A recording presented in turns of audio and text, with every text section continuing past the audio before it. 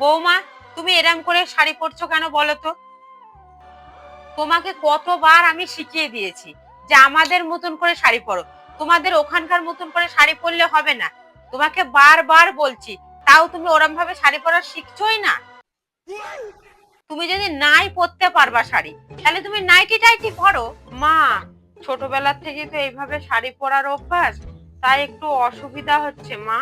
আমরা তো তোমাকে নাইটি পরতে বারণ করিনি, তাহলে তুমি কেন এরম ভাবে শাড়ি পরছো?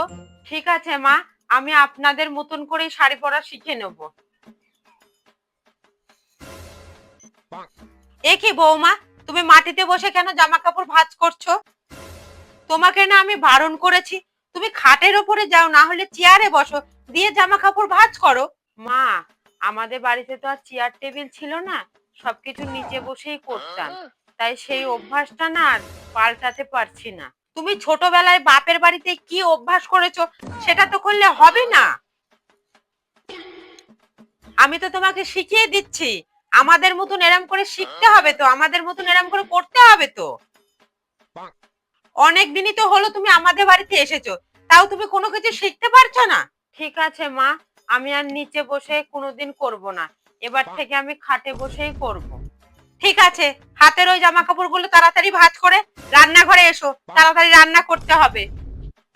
ঠিক আছে মা। এই নিন মা, আপনার চা। বৌমা, তোমাকে না আমি কতবার বলেছি খালি কাপে চা দেবে না, প্লেটে করে চাটা দাও। চাটা পড়েও যাবে না, কাপটাও ভেঙে যাবে না, আবার খেতেও সুবিধা হয়। তোমাকে এত শিখাচ্ছি, তাও তুমি শিখছো না। ঠিক আছে মা, এর পরের থেকে আমি প্লেটে করেই চা দেব, ভুল হয়ে গেছে মা।